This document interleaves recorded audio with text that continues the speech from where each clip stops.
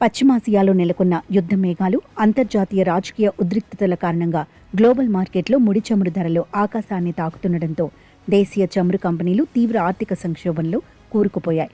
గడిచిన 10 వారాల కాలంలోనే ప్రభుత్వ రంగ చమురు సంస్థలైన Indian Oil Corporation, Bharat Petroleum, Hindustan Petroleum సంయుక్తంగా సుమారు 1,00,000 కోట్ల భారీ నష్టాన్ని చవిచూశాయి.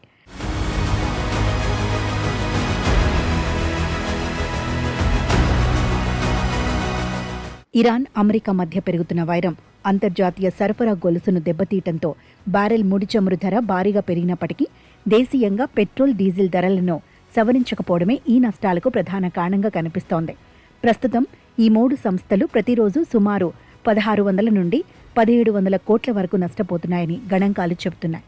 అంతర్జాతీయ విపణిలో పరిస్థితులు చక్కబడకపోతే ఈ నష్టాల భారం మరింత పెరిగి చమురు కంపెనీల మనుగడకి ముప్పు వాటిల్లే ప్రమాదం ఉంది. పెట్రోల్, డీజిల్తో పాటు ఎల్పీజీ గ్యాస్ సిలిండర్ల విక్రయాలపై కూడా కంపెనీలు భారీగా సబ్సిడీని భరించాల్సి వస్తోంది.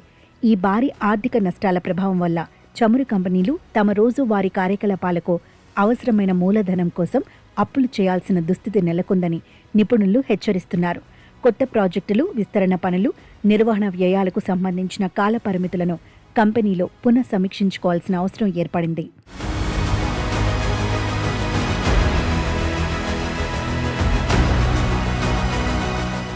జపాన్, బ్రిటన్ వంటి అభివృద్ధి చెందిన దేశాలు ఇప్పటికే పెట్రోల్ ధరలను 30% మేర పెంచి తమ ఆర్థిక వ్యవస్థను కాపాడుకునే ప్రయత్నం చేస్తుండగా భారత్లో మాత్రం ధరల పెంపు అనేది ఒక సున్నితమైన రాజకీయ అంశంగా మారింది.